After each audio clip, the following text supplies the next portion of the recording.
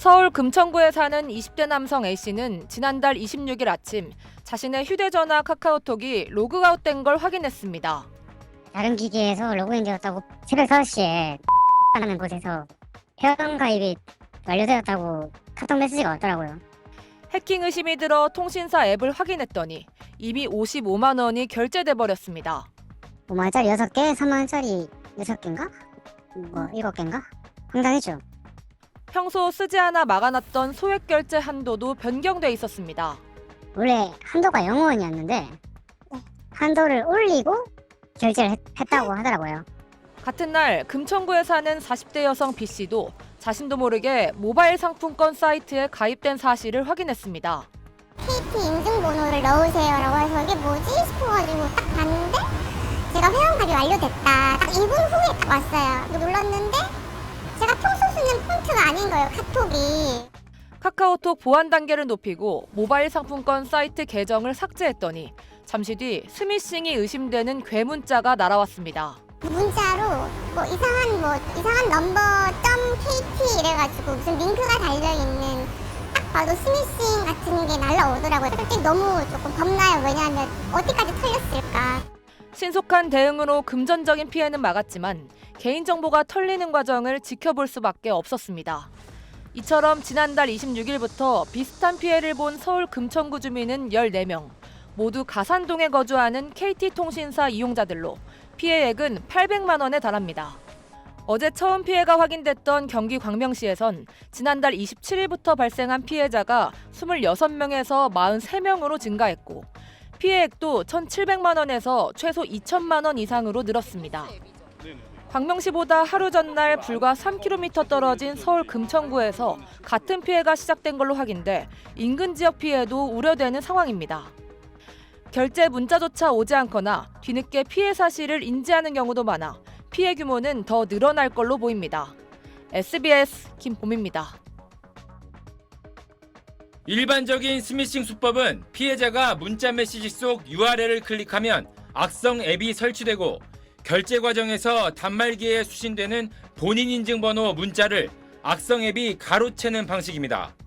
하지만 이번 사건 피해자들은 링크가 첨부된 문자를 받거나 의심스러운 문자 메시지를 클릭한 적이 없다고 말합니다. 하나도 없으니까 경찰서에서도 되게 이상한 거예요. 아무것도 없이 그냥 그 아침에 좀 이상해서 봤더니 소액 결제가 되어져 있었고 피해자들 모르게 소액 결제 한도까지 임의로 상향한 뒤 결제하려면 반드시 거쳐야 하는 본인 인증 절차를 위해 가입자 인증번호, 이름과 주민등록번호, 휴대전화번호 등이 필요합니다. 어떤 형태로든 이런 정보가 제3자에게 넘어갔다는 의미입니다. 피해자들 가운데 일부는 본인 인증을 위한 문자 메시지를 따로 수신한 적이 없어 악성 앱이 설치되지 않은 상태에서 문자 메시지 가로채기를 당한 거라 이 부분을 규명하는 게 중요합니다. 인증 문자를 못 받았다라고 하게 되면 서버에 남아있을 거잖아요. 로그 기록들도 그렇고 그거에 대해서 정확하게 파악을 해서 휴대전화 카카오톡이 자동 로그아웃된 것도 주목할 대목입니다. PC와 달리 모바일에선 같은 번호가 다른 기기에서 개통되는 경우가 아니라면 자동 로그아웃되는 일은 없기 때문입니다. 가입자 정보를 통째로 탈취해 다른 기기에서 접속했을 가능성이 제기되는 이유입니다. 특히 피해자들이 광명시 소화동과 하안동, 인근 서울 금천구 등 반경이 넓지 않은 특정 지역에 집중되어 있다는 점에서 이 지역 가입자 정보를 다루는 통신사 유통망에 대한 확인도 필요하다고 전문가들은 지적합니다. SBS 김관진입니다. 네, 한 기자, 최근에 KT 이용자들 사이에서 소액 결제 피해가 계속되고 있잖아요. 네. KT가 일단 결제 한도를 줄이기로 했죠? 네, 일단 KT는 상품권 판매 업종 결제 한도를 100만 원에서 10만 원으로 일시 축소하고요. 또 이 비정상적인 결제 시도에 대해서 탐지를 강화하기로 했습니다. 이 해킹 피해자가 지난주 목요일에 첫 보도가 되고 이 주말 사이에 점점 피해 규모가 늘고 있는데 어떤 일인지 좀 정리를 해드리겠습니다. 휴대전화로 이 소액 결제 많이들 하시죠. 그런데 이 수십 명의 KT 가입자가 본인도 모르는 사이 휴대전화 소액 결제가 이루어져서 돈이 빠져나간 겁니다. 처음에 알려진 건 이 경기도 광명시 주민 40여 명이 지난달 말 주로 새벽 시간대에 이 휴대전화에서 모바일 상품권 구매나 교통카드 충전 같은 걸로 수십만 원이 빠져나가는 일이 있었는데 휴대전화 소액 결제가 완료됐다는 문자를 받으면서 경찰에 신고를 하게 된 겁니다. 이에 앞서서 이 서울 금천구에서도 주민 14명이 똑같은 피해를 당했다며 신고를 했는데요. 피해 규모는 현재까지 2천만 원이 넘어가는 걸로 전해지고 있습니다.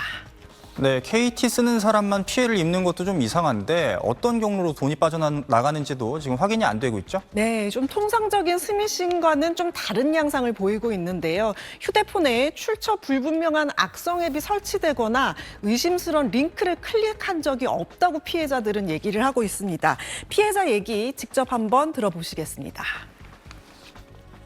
누구가 내 번호를 잘못 넣어가지고 가입을 했나 생각을 했어요. 이게 저는 너무 걱정이 되는 게 왜냐면 쟤는 항상 뭐 링크 같은 거 누른 적이 한 번도 없어요. 누구한테 뭐 이런 자리에서 비번 남기고 이런 게 한 번도 없거든요. 다 로그아웃하고 그랬는데 이게 왜 털렸는지 모르겠고.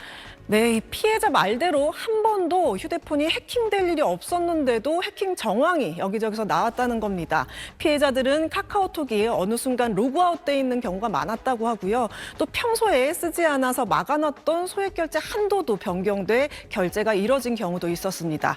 심지어는 한 피해자는 해킹 사실이 의심돼서 보안 단계를 높였더니 그제서야 스미싱으로 의심되는 이상한 문자가 날라왔다고도 했습니다. 그리고 피해자들 사이에서는 이렇다 할 공통점도 많이 없었는데요. 단지 공통점이라고 한다면 KT 가입자라는 점, 또 피해자들이 사는 지역이 경기 광명시와 서울 금천구인데요. 불과 3km 떨어진 곳이거든요. 사는 지역이 비슷하고 일부는 같은 아파트에 산다는 공통점이 있을 뿐 휴대폰 개통 시기나 장소도 제각각인 것으로 전해졌습니다. 수사당국에서는 여러 가능성을 놓고 수사를 하고 있는데요. 피해자 가운데서는 결제 문자조차 오지 않거나 뒤늦게 피해 사실을 알게 되는 경우가 많아서 피해 규모가 더 늘어날 수도 있을 걸로 보입니다.